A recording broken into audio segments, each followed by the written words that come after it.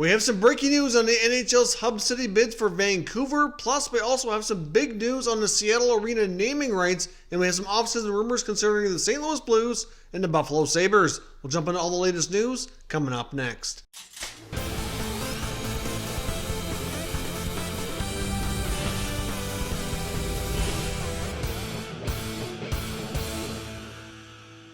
So welcome back to another video here at Top Shelf Hockey. Now, as I mentioned, we have some breaking news this evening. We have learned that the city of Vancouver has officially been eliminated from the process here of becoming an NHL hub city for their 2014 playoff return to complete the 1920 season. There was some speculation early yesterday from Elliot Friedman that the Vancouver bid had run into a snag, and there were reports earlier today indicating that there was a lot of pessimism around the Canucks bid, and they weren't sure if they were going to be able to overcome the obstacles. And then we had a statement from the Vancouver organization officially here a few hours ago confirming that they are indeed out of the running, so that leaves Edmonton and Toronto as the main frontrunners to host as a Canadian city, with Vegas still being presumptively being the top U.S. city in consideration, along with Chicago and Los Angeles, who are kind of waiting to see what happens, I think, with the Canadian cities. But there's also some belief from NHL insiders that there might be some players that have concerns about going to Vegas as well due to the number of cases that have been rising there for the COVID-19 virus. So it is remotely possible, as I mentioned before. Wouldn't be completely shocking if they ended up with two Canadian locations, being Edmonton and Toronto, but of course Vegas is still very much involved, so we'll have to wait and see. The NHL originally was hoping to have an announcement on their hub cities as early as tomorrow or possibly sometime into the weekend, but it is quite possible that might get pushed back a couple of extra days as they get everything ironed out. Many NHL players are expected to be returning to their NHL cities over the next couple of days. By the time the end of the weekend is over, most players should be back. So depending on where they're traveling from, they may have to quarantine for 14 days, which still puts them on target to be available for the July 10th opening of training camps, which are still optimistic for, depending on the hub cities and everything that's get voted on here. That July 10th date could get pushed back.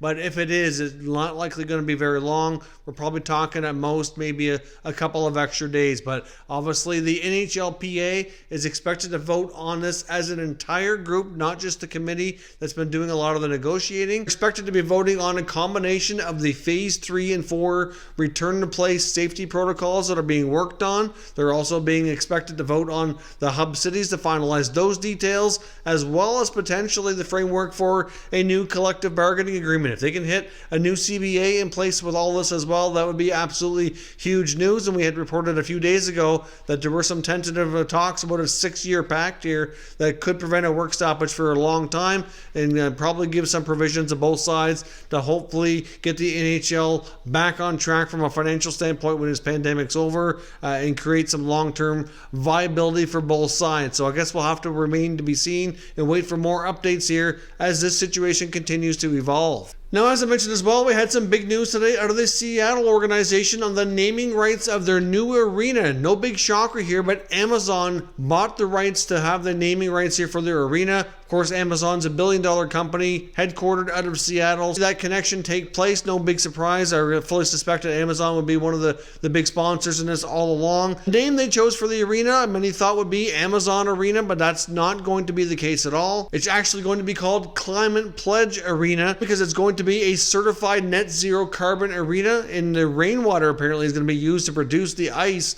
Obviously, there's a big focus here on the environment. Amazon's decided to go down this route with a name for the arena to constantly remind people about all the things that we need to do to protect our environment. So obviously that's big news for Seattle. I'm sure a company like Amazon's paying big bucks for those naming rights, and obviously that's a big step in their direction. So we don't have a team name, but we actually have the name of the arena. I did not expect to have that sooner than the team name, but as we mentioned before, the team name itself likely could be several months away before we find out. Now, as I mentioned as well, we have some off-season rumors concerning the Sabres and Blues. Let's start here with the Buffalo Sabres. Of course, all kinds of questions and scrutiny around this team after the mass firing we saw not too long ago with GM Jason Botterill and several other staff members. Of course, new GM Kevin Adams has his hands full to get this team back on track. They've been rebuilding for a long time. And as long as the Pegulas have had ownership here for the last 9 years, this team has been out of the playoffs and have been going through a rebuild, it feels like, the entire time. So obviously, lots of work to be done here. And of course, there's been a lot of talk about their blue liners. Defenseman Rasmus Ristolainen has been mentioned in rumors for a very long time. Last year, he made it known that he was more than happy to be traded. Never came to be, but we've heard recent comments from Coach Ralph Kruger and others before the firing of Botterill, etc., that they viewed Ristolainen as a key piece of the team and a core player. So seeing as the fact that Kruger seems to really like him and really like what he brings to the organization, I do think the odds of him being traded are much lower now than it ever has been. Although at this point, like I said, there's not too many guys on this roster that I would say are completely safe. If your name's not Jack Eichel or maybe like a Dylan Cousins, Rasmus Dahlin, I think there is a possibility you could be moved. But at this point, I think Ristolainen is relatively safe. The article I'm referencing today comes from Mike Harrington, covers the Sabres quite closely, talking about the fact that he feels guys like Brendan Montour and Colin Miller are much more likely to be moved from the blue line. Those two he didn't feel really fit with Ralph Kruger's system after both were acquired in trades last year. They have more than enough NHL-capable defensemen who are on one-way deals who need to get more playing time anyhow. So obviously, one or both of these players more than likely could be moved. As we've discussed before, the forward group is desperately needing some more depth, and they need more help for guys like Jack Eichel and Sam Reinhart. Jeff Skinner needs to bounce back. I mean, that was a major letdown this year, going from 40 goals all the way down to where he ended up. So clearly they need some more offense. They're hoping to get more out of guys like Casey Middlestat. Maybe Dylan Cousins will be ready to play in the NHL next year. All kinds of things and question marks that need to be answered, but we do know for sure they need more depth. Ideally, a more solid number 2 center to take the pressure off the young guys who could play behind Jack Eichel would be preferable. Probably another scoring winger would not hurt either. So in return, these players could fetch, but clearly they'd make a lot of sense. As I mentioned before, they give a pretty good price tag to acquire Montour. If they could get anything close to that, moving him along to another team, that would be a huge win for the Sabres. I mean, Brendan Montour, in my opinion, is a really solid young defenseman who has a lot of upside. Just didn't fit in Kruger's system. Played very well in Anaheim before the trade, and I think if he's given a new opportunity with another team, he can get back to playing that way. But obviously, if they could get a number 2 center for Montour, that would be big. Now, of course, that might not be a one-for-one trade. They might have to add other pieces, might have to be a bigger package. But personally, based on this article, I do agree with his analysis here that Harrington's going with. I think a guy like Brendan Montour is a perfect piece to add a nice young forward to the group to really help boost their offensive woes here. Of course, the Sabres are also going to get another really solid top prospect of the 2020 draft. The draft lottery will be taking place in the next 24 hours, and we'll know exactly where the Sabres are going to be picking. But regardless of where they end up, we know that they're going to have a good shot to get another great prospect to go into this mix and really help push this rebuild forward. Now, as I mentioned as well, I also want to take a quick look at the St. Louis Blues. There's a mailbag article in the St. Louis Post-Dispatch asking about what the odds were that Captain Alex Pietrangelo be re-signed. And the author of this article says that he gives it at best a 50-50 opportunity. And I would say to myself that that's probably close. It's hard to say how things go. Clearly, Pietrangelo is going to have a hard time getting a contract in St. Louis because of their salary cap situation, the amount of money they have tied up into their players. But at the same time, the cap is likely going to be flat.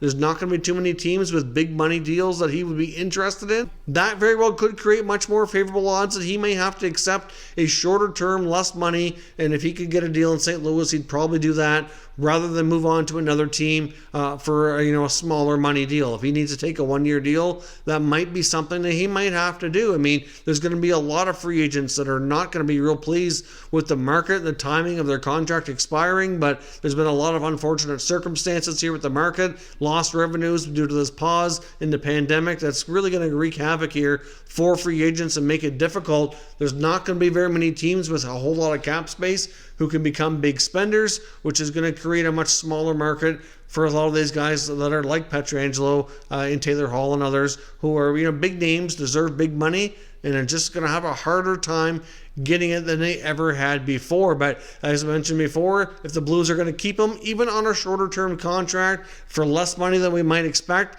they very well could still need to move out other money. So I still feel that guys like Alex Steen are potential buyout candidates, and I see Jake Allen as being the most likely trade candidate. Not to say that he hasn't played a good role for them. He's been a great teammate.